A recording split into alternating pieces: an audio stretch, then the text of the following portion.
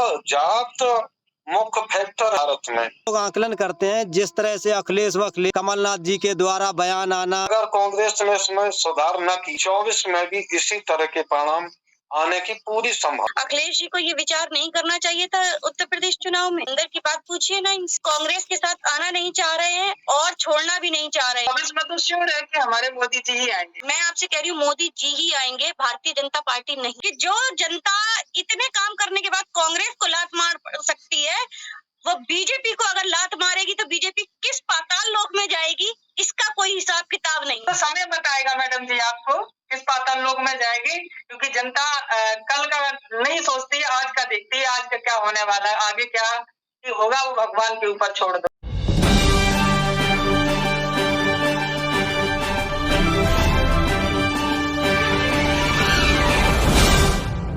नमस्कार, जय भीम, जय भारत, जय संविधान। मैं दिनेश चंद्र कुशवाहा।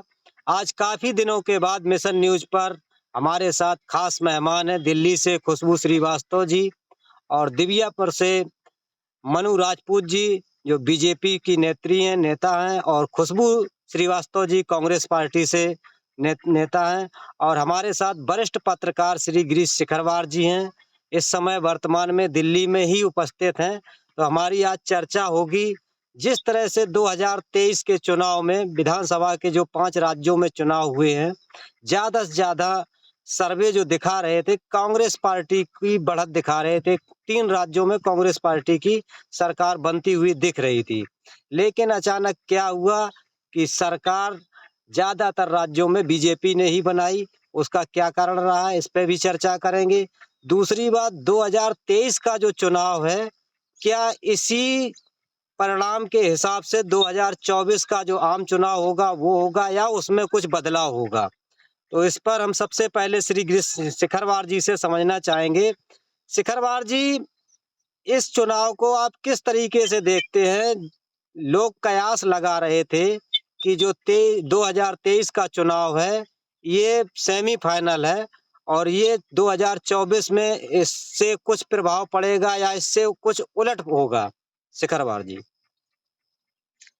आपको और आपके साथ सभी उपस्थित को पैनलिस्टों को हमारा नमस्कार। नमस्कार दिनेश जी, आपकी जो चर्चा है ये समसामयिक है जी। जैसा कि आपने बताया कि सभी लोगों को ये दिख रहा था, हम भी। मैं आपको बता दूं कि मध्य प्रदेश में भी मैंने 2 दिन जी और 2 दिन राजस्थान में मैं खुद रहा, तो कहीं भी ऐसा नहीं दिख रहा था। मध्य प्रदेश में तो कांग्रेस की कुछ बढ़त दिख रही थी जी। हालांकि राजस्थान में चुनाव फंसा दिख रहा था, लेकिन ऐसी स्थिति नहीं दिख रही थी कि इतनी बुरी स्थिति मध्य प्रदेश में कांग्रेस की होने वाली है या राजस्थान में इस तरह की होगी। तो इस संबंध में हम आपसे कहना चाहेंगे, जैसे कि आपने बताया कि 23 के चुनाव के परिणामों का असर क्या 24 पे पड़ेगा जी। अब हमको ऐसा लगता है कि निश्चित तौर पर इसका असर पड़ेगा, क्योंकि 23 को जिस प्रकार की एक जरूरी चुनाव माना जा रहा था, एक तरह से ये सेमीफाइनल ही था जी। और राजनीतिक दलों खासकर इंडिया गठबंधन का लिटमस टेस्ट भी था जी। तो वो शायद इंडिया गठबंधन इसमें फेल रहा, क्योंकि जिस तरह से मध्य प्रदेश में आप देख लीजिए, राजस्थान में देख लीजिए, छत्तीसगढ़ में इंडिया गठबंधन ने एकजुट होकर चुनाव नहीं लड़ पाया, अलग अलग उससे चुनाव लड़ते रहे। हालांकि उसका असर नहीं पड़ा। इन 3 राज्यों में सीधी टक्कर थी, भारतीय जनता पार्टी कांग्रेस थी जी। लेकिन आम जनता पे इस बात का बहुत असर पड़ा कि ये लोग बताइए गठबंधन बनाया और एकजुट नहीं है, तो इसका जो असर ये जो दिखाई दिया आम जनता में गया जी।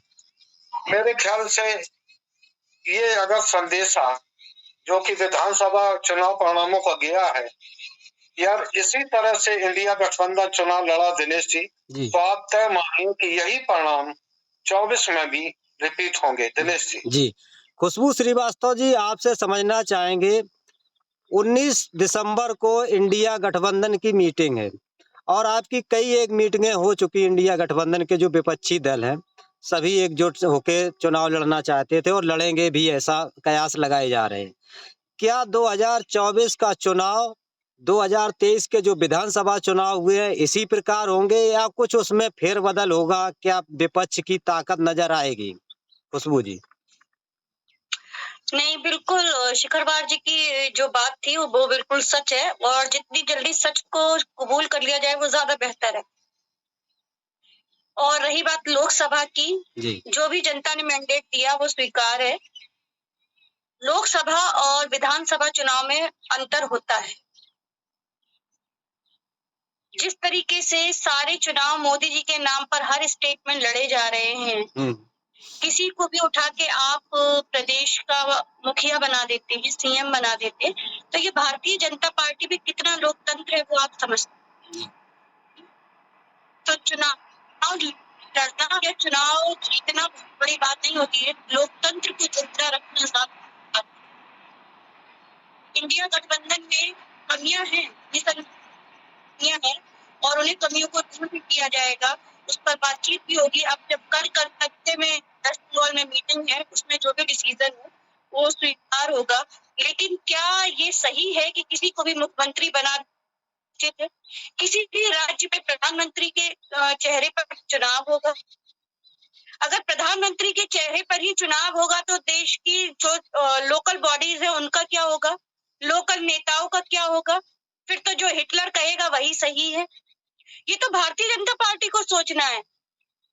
तो चुनाव तो ये भारतीय जनता पार्टी जो विधानसभा के चुनाव हुए हैं राजस्थान और मध्य प्रदेश में खासकर, तो मोदी जी के चेहरे पर चुनाव हुए, तो मोदी जी के जब चेहरे पर चुनाव हुआ है, जीत हुई है, तो मोदी जी जिसको चाहेंगे, बीजेपी जिसको चाहेगी उसको सीएम बनाएगी, उसमें कांग्रेस पार्टी को क्या आपत्ति हो सकती है? नहीं, आपत्ति तो कोई बात नहीं। मैं आपत्ति की तो बात ही नहीं कह रही। मैं जनता पूरा, क्या आप नहीं जानते मध्य प्रदेश में शिवराज सिंह जो थे उनके दम पे चुनाव लड़ा गया, उन्होंने चुनाव जिताया। लेकिन कहने से मतलब है भारतीय जनता पार्टी अपनी ही पार्टी में अपने ही लोगों के साथ लोकतांत्रिक व्यवहार नहीं कर पा रही है, उसके हाथों में देश दिया जा रहा है। तब भी तो समझने की बात है, जब भारतीय जनता पार्टी आपके अनुसार लोकतांत्रिक पार्टी अपने ही कार्यकर्ताओं के प्रति नहीं है, फिर भी जनता इस देश की बीजेपी को ही चाहती है। कहीं ना कहीं तो कुछ ना कुछ तो ऐसी खूबियां हैं बीजेपी में जो पब्लिक को लुभा रही हैं। पब्लिक को लुभा नहीं रही है, भटका रही है। कोई भी एक विद्यालय बता दीजिए, एक कॉलेज बता दीजिए, एक अस्पताल बता दीजिए, पूरे भारत का एक मनु जी बैठी हुई, पूरे भारत में कोई एक विद्यालय बता दीजिए, एक अस्पताल बता दीजिए, एक क्या बोलते हैं स्पोर्ट्स ग्राउंड बता दीजिए जो भारतीय जनता पार्टी ने इन 9 सालों में बनाया हो। बनाना तो दूर की बात है, नींव भी रखी हो उसकी। तो कहीं नाम बदलने से कोई और रही बात जनता की, जनता समाचारों में वही, अखबारों में वही, दिन रात ढोल नगाड़े वही, जनता को भटकाया जा रहा है। तो कहीं ना कहीं विपक्ष जो है समझाने में जनता को नाकाम रहा है। विपक्ष हाँ, बिल्कुल रहा है, विपक्ष समझा नहीं पा रहा है। विपक्ष जनता को समझाने में विफल रहा है, ये स्वीकार है मुझे। जी, अभी हम स्वीकार है मुझे। अभी हम आपके पास आएंगे मनु राजपूत जी। क्या ऐसी विशेषता है बीजेपी पार्टी में और प्रधानमंत्री नरेंद्र मोदी जी में जो जनता विपक्ष के जो द्वारा आरोप लगाए जा रहे हैं, चाहे आवारा पशु हो, चाहे बेरोजगारी हो, चाहे सरकारी एजेंसियों को प्राइवेटाइजेशन करना हो, और फिर भी जनता आपको ही बीजेपी को ही चुनती है? क्या ऐसी विशेषता है, थोड़ा दर्शकों को बताना चाहेंगी मनु जी? जरूर। मिशन न्यूज के जितने भी लोग दर्शक हैं, मैं सारे लोगों को अपना प्रणाम करती हूँ। तो पहली बात तो ये है कि खुशबू जी कह रही हैं कि क्या कारण है कि कांग्रेस का मतलब हार जाना और बीजेपी का जीतना। ये बहुत ही आपको समझना चाहिए कि बीजेपी इतनी बारीकी से काम करती है, महिलाओं को वो काम किया है जो आज दिन तक कभी कोई सरकार कर ही नहीं पाई। आपने देखा होगा एमपी में लाडली बहना मामा जी ने जो चलाई थी, उसके माध्यम से महिलाएं इतनी तेज से चिपट चिपट के उनको रो रही हैं। तो क्या है, उनका एक प्यार है, उनकी प्रति एक बहुत बड़ी आस्था है जो उन्होंने समाज को दिया है, बहनों को दिया है। इसीलिए बीजेपी को कोई छोड़ने के लिए तैयार नहीं है। मनु जी, आपको रोकना चाहेंगे, जो लाडली बहना योजना है वही महिलाएं पूर्व मुख्यमंत्री, अब तो पूर्व हो गए, शिवराज सिंह जी चौहान, उनको लिपट के रो रही थी। वो कह रही थी कि मैंने वोट आपको दिया था, मैंने किसी दूसरे मुख्यमंत्री बनाने के लिए वोट नहीं दिया था। कहीं ना कहीं वो लाडली जो बहना योजना है उनके साथ छल किया है बीजेपी ने। मनु जी, नहीं, ऐसा नहीं है, मैंने नहीं किया है। वो बात ठीक है कि आस्था है मामा जी को, लेकिन मामा जी का ऐसा नहीं कि पार्टी से दूर हो गए, लेकिन हर पार्टी में हर कार्यकर्ता का भी अधिकार है, उसे भी छोटे से ऊपर ओहदे तक पहुंचने का पूरा राइट है। ये मोदी जी सिद्ध करते हैं। तो वो लाडली बहना योजना का फिर क्या होगा? लाडली बहना योजना का जो शिवराज सिंह जी की योजना है वो क्या इसी प्रकार चलेगी या उसको दबा दिया जाएगा? नहीं, इसी प्रकार चलेगी। मुख्यमंत्री जी ने पहले ही ऐलान कर दिया है कि उसमें कि कोई संदेह नहीं, वहाँ पर पूरी व्यवस्था जो वादे किए हैं वो वादे पूरे होंगे। खुशबू जी कुछ कहना चाह रही हैं? खुशबू जी, तो राजस्थान में जो 1200 रुपए महिलाओं को मिल रहे थे वो 1000 रुपए क्यों कर दिए गए? वो भी तो गहलोत ने सेम लाडली बहना स्कीम राजस्थान में भी थी। चलिए आपने नहीं किया, वहाँ पहले गहलोत के समय में 1200 रुपए थे और अब बीजेपी के आते ही 1000 रुपए कर दिए गए। 250 रुपए का क्या उनको वोट देने का पुरस्कार दिया गया है? देखिए मैडम, एक बात बताऊं मैं, कांग्रेस सरकार राजस्थान में थी, वो आज जब चुनाव लड़ने जा रही है तो वो कह रही है कि मैं 450 का सिलेंडर कर दूंगी, जबकि ऑलरेडी सरकार पहले ही चल रही थी और अब चुनाव आया तो वो घोषणा करने लगी। तो हर आदमी समझ रहा है। नहीं, मैं आपकी बात से सहमत हूँ। जब हमने 450 कहा तो बीजेपी ने कहा हम 400 में देंगे, है ना? बीजेपी ने कहा हम 400 में देंगे। तो मुझे सिर्फ ये बताइए, जो लाडली योजना यहाँ पर चल रही थी राजस्थान में, 1200 रुपए गहलोत जी द्वारा दिए जा रहे थे, वो भारतीय जनता पार्टी के आते ही उनको 1000 रुपए क्यों कर दिया गया? भाई देखिए, किसी को ज्यादातर ज्यादा, भाई उनकी क्षमता, आर्थिक स्थिति क्या है, उस वहां पर पीएम सीएम सब लागू ये सोचेंगे कि वो व्यवस्था कैसी है कैसी नहीं है। वो तो कांग्रेस यदि कह दे कि 1200 1500 तो क्या ऐसा थोड़े नहीं हो जाएगा। जबकि समाज कल्याण विभाग का मंत्री अभी बनाया नहीं गया।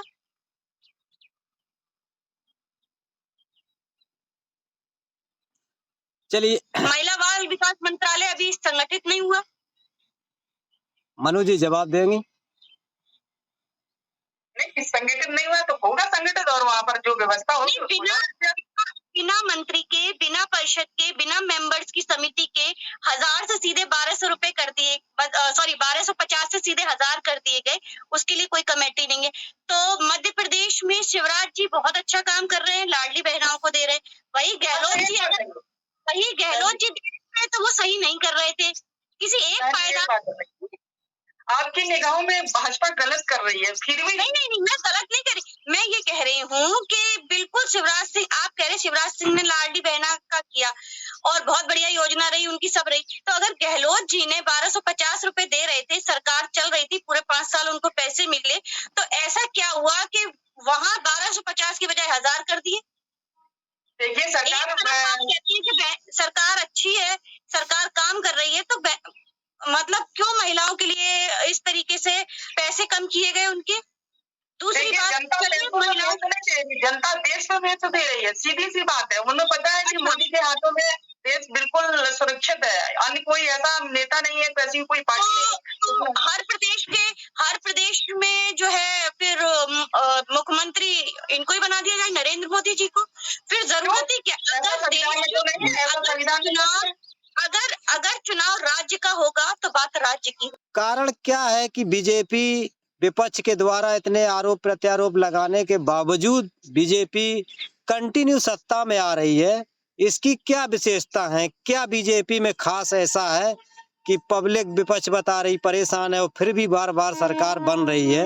इसका क्या कारण है? देखिए, उसमें सीधा दिख रहा है, जो भाजपा सरकार से लाभ मिल रहा है, हर प्रदेशों में लाभ मिल रहा है, ऐसा नहीं है। किसानों को भी मिल रहा है, बहनों को भी मिल रहा है, और ऐसी मुस्लिम बहनों को लाभ दिया गया है। जो गैस कनेक्शन में कहा जाता है, यहाँ कई लोग प्रवृत्त करते हैं कि धर्म वाली बात में, ऐसा नहीं है। किसी भी जात धर्म का हो उसे उज्ज्वला योजना का लाभ दिया गया है, जनधन योजना का लाभ दिया गया है।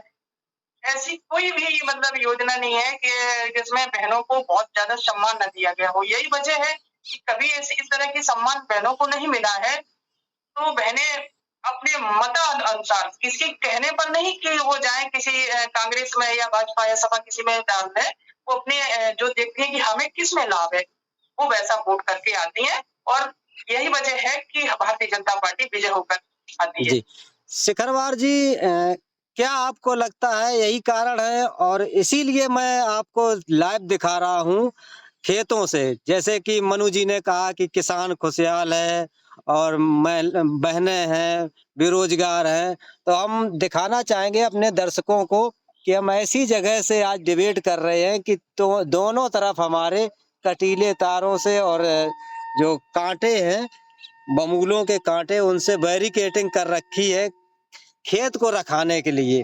तो क्या इसी को खुशहाल किसान कहा जाता है शिखरवार जी? इसी को बेरोजगार खुश होता है, जैसे भटकता है, धरने धरता है, किसान आंदोलन करता है, क्या इसी को खुशी बताया जाता है शिखरवार जी?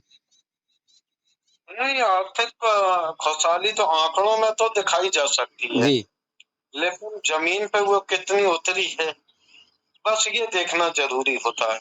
आंकड़ों में तो सब ठीक दिखाई देता है, लेकिन जो जमीनी हकीकत है वो कोसों दूर है। कि जैसे आपने ज्यादा फसल पैदा कर ली तो आपको फसल बेचने में आफत पड़ेगी। जी किसानों की मुख्य समस्या यही है, अगर कम पैदा हुई तो इतनी महंगाई हो जाती है उस उपज की कि समझ लो आम जनता परेशान हो जाती है।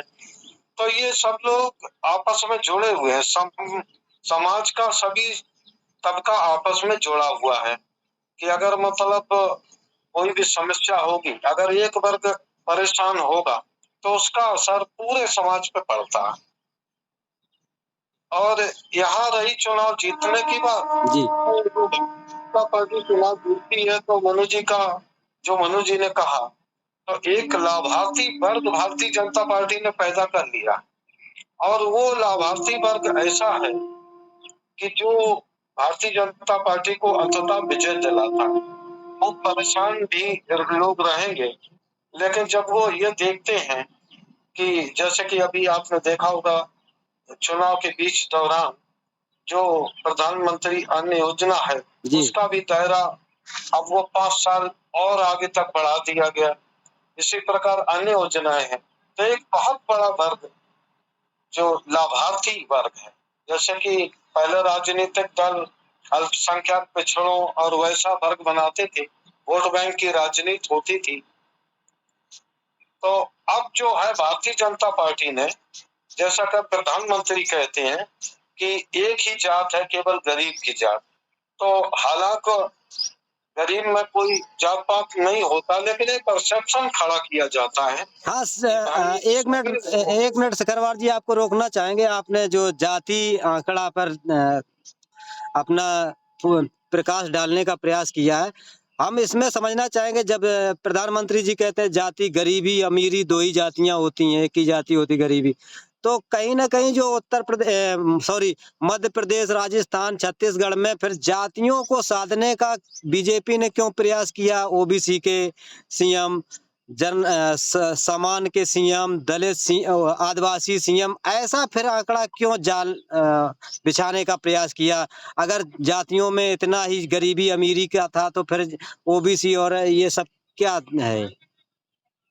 नहीं, उन्होंने देखो, जात मुख्य फैक्टर है भारत में और इससे कोई इनकार नहीं कर सकता। भले ही मतलब आप कितने बड़े हो जाएं, इसमें मैं पूर्व प्रधानमंत्री चौधरी चरण सिंह का एक 2 मिनट 20 सेकंड की कहानी आपको सुनाऊंगा। जब वो प्रधानमंत्री थे तो ऐसे ही वो लेटे हुए थे, साधारण परिवार से आते थे, तो उनके बचपन का दोस्त आ गया जो उनके साथ रहा था। तो वो लेटे हुए थे और उस चारपाई के अलावा और कोई वहां वो नहीं था। तो वो आ गया, तो इधर ये थके होंगे प्रधानमंत्री जी, तो उन्होंने ये कह दिया कि आओ बैठ, क्योंकि पश्चिमी उत्तर प्रदेश में भाई वैसी बोलचाल होती है, सीधी खड़ी भाषा। हाँ, अपने क्षेत्र की भाषा। तब वो खड़े रहे, तो उन्होंने कहा उन्हें क्यों नहीं बैठता, तो उन्होंने कही कि इधर आप पैताने की तरफ हमें बैठने कह रहे हैं। उन्होंने कहा अरे यार वो तो आप हमारे साथ पढ़े, लेकिन कहीं आप जाट हो ना। तो मुख्य ये कहानी बताने का मतलब ये था कि जात की व्यवस्था अपने यहाँ इतनी गहरी पैठ है कि कितनी भी वो हो जाए, आप बताओ प्रधानमंत्री को ये बताना पड़ता है कि हम पिछड़ी जात से, जबकि प्रधानमंत्री खुद में एक पद होता है और वो समाज का अगुवा होता है, लेकिन उसको जात बताने की आवश्यकता पड़ती है। तो जात का जो अपने यहाँ है वो प्रमुख है। अब जो ये जाति जनगणना की बात इंडिया गठबंधन ने उठाई, तो इसके काट के लिए प्रधानमंत्री जी ने अब एक लाभार्थी वर्ग खड़ा किया और ऐसा जनता में परसेप्शन जुटाने का प्रयास किया कि वो गरीब को अपने साथ रखना चाहते हैं और गरीबी ही उनके लिए, ये परसेप्शन का खेल है दिनेश जी। कहीं ना कहीं शिखरवार जी घमंड नहीं झलकता नजर आ रहा है, ये जो कांग्रेस का हारने का कारण है। जैसे आपने देखा होगा उत्तर प्रदेश का जो 22 का चुनाव हुआ था विधानसभा का, उसमें अखिलेश ने चंद्रशेखर को बैठाला, भीम आर्मी चीफ को, और उसके बाद उनको सीटों के बारे में बातचीत नहीं बन पाई। कहीं ना कहीं उत्तर प्रदेश में चंद्रशेखर की वजह से हार स्वीकार करनी पड़ी अखिलेश जी को।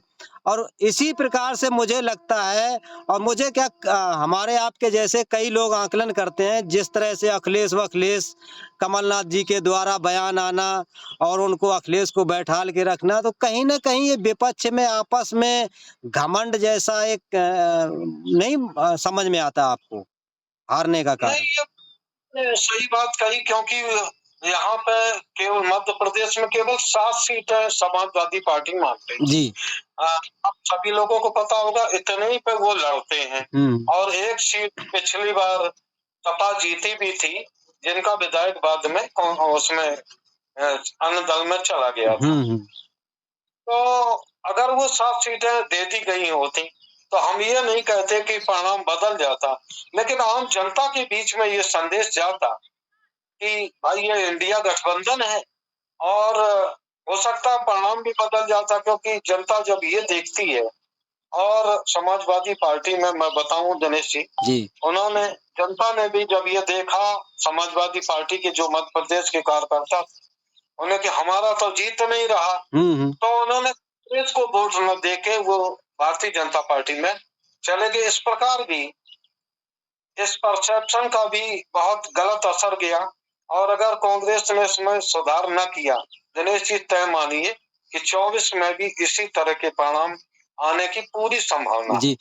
इसी तरह से मैंने देखा, नेशनल मीडिया ने तो नहीं दिखाया, लेकिन जो सोशल मीडिया प्लेटफॉर्म है, चंद्रशेखर जो रावण है भीम आर्मी चीफ, उनकी भी रैलियों में लाखों की भीड़ हो रही थी। कहीं ना कहीं उनको भी नजरअंदाज करके गलती की कांग्रेस ने।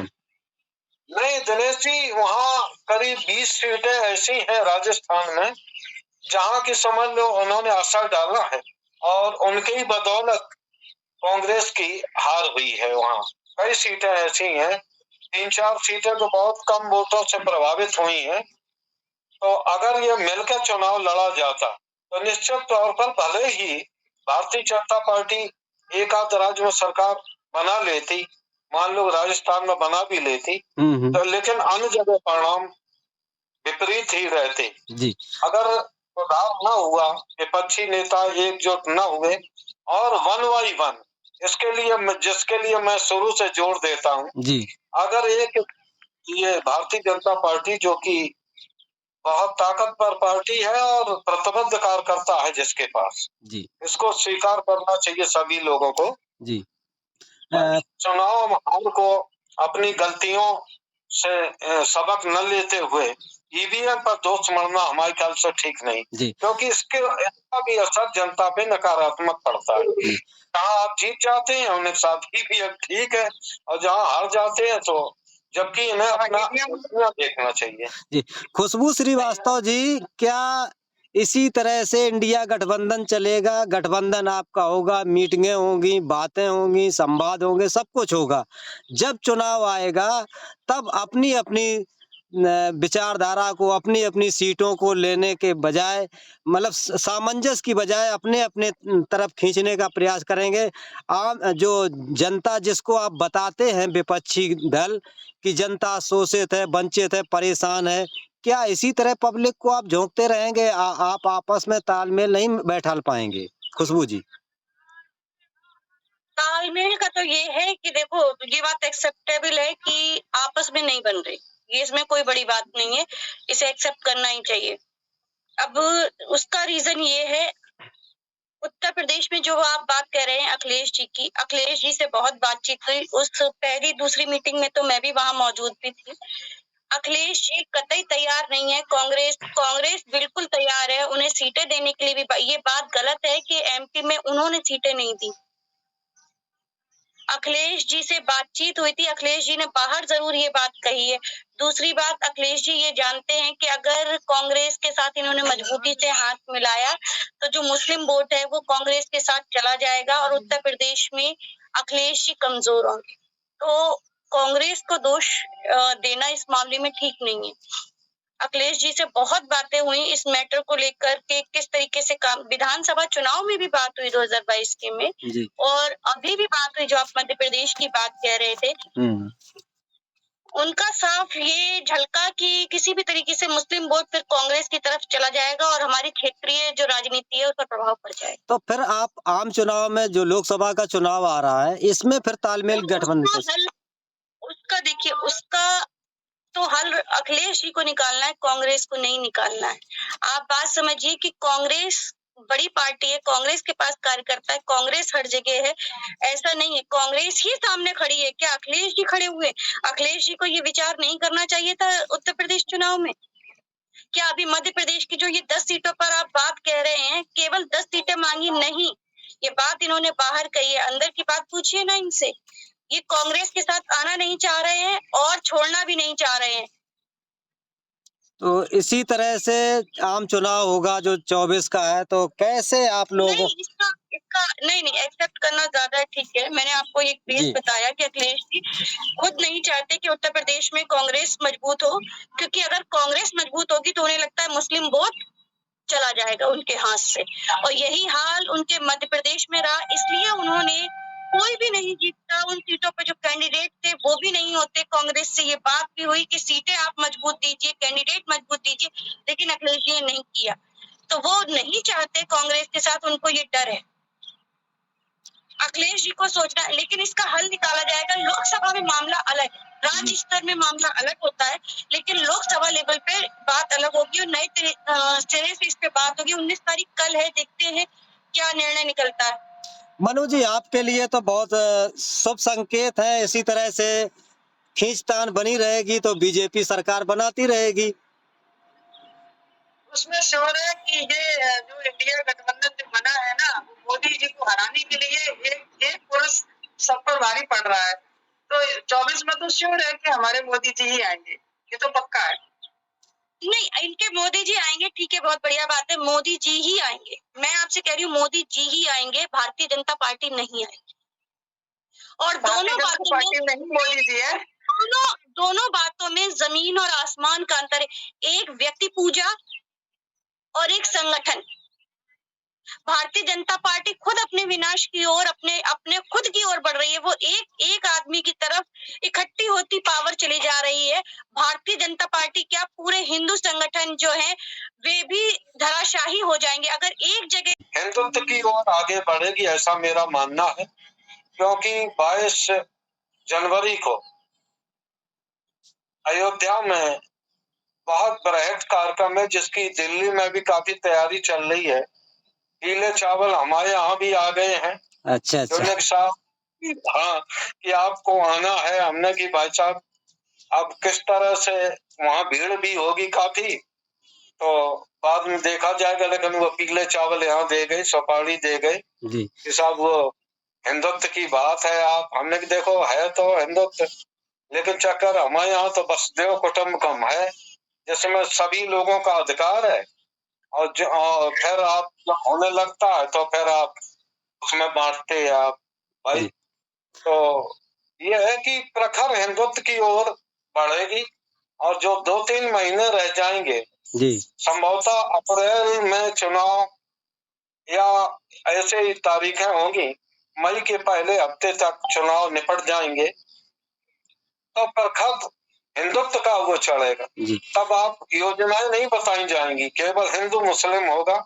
आप इस बात को तय मान लीजिए। जी इस तरह की खुशबू जी और मनु जी बस छोटा छोटा कमेंट करिए, बैटरी जा रही है फोन की, 5% बची है। खुशबू जी। ठीक। भारत में सबसे पहले राशन की दुकानें लेने वाली, जिन्हें आज ये लाभार्थी कहते हैं, उन्हें हम अधिकार देते थे। भारत में सरकारी अस्पताल देने वाली, सरकारी विद्यालय देने वाली संस्था कांग्रेस जैसी सरकार को अगर पब्लिक नकार सकती है, तो लाभार्थी 5 किलो राशन और 450 का सिलेंडर भी नकार सकते। जी मनु राजपूत जी, जनता का परसेप्शन होना चाहिए, जनता तक ये मैसेज जाना चाहिए। जो राशन का, जो आज ये लाभार्थी को 5 किलो राशन दे रहे हैं, राशन की दुकानें कांग्रेस लेकर आई, सरकारी अस्पताल कांग्रेस लेकर आई, सरकारी स्कूल कांग्रेस लेकर आई, सरकारी विभाग कांग्रेस लेकर आई। और जिस कांग्रेस ने देश खड़ा करा है, जब क्या बोलते, जनता उसको निकाल के बाहर कर सकती है, तो 5 किलो राशन की क्या उम्मीद है। और रही बात हिंदुत्व की, तो वो पहले भी था, वो अब भी है। जनता का मूड कब बदल जाए, 10 दिन में बदल जाए, 10 घंटों में बदल जाए, मैं तो ये मानती हूँ कि जो जनता इतने काम करने के बाद कांग्रेस को लात मार सकती है, वो बीजेपी को अगर लात मारेगी तो बीजेपी किस पाताल लोक में जाएगी, इसका कोई हिसाब किताब नहीं है। मनु जी किस पाताल लोक में जाएगी बीजेपी? ये तो समय बताएगा मैडम जी आपको किस पाताल लोक में जाएगी, क्योंकि जनता कल का नहीं सोचती, आज का देखती है। आज का क्या होने वाला है, आगे क्या होगा वो भगवान के ऊपर छोड़ दो। चलिए आप लोगों श्री राम अयोध्या जी में बसने जा रहे हैं, उनके ऊपर छोड़ दो, क्या होगा क्या नहीं। यहीं पर समाप्त करते हैं। आप लोगों का बहुत बहुत धन्यवाद समय निकालने के लिए। हमारे दर्शकों के लिए आप लोगों ने समय निकाला, अपनी बात रखी। इसी के साथ इस वीडियो को समाप्त करते हैं। जय हिंद, जय भारत, जय संविधान।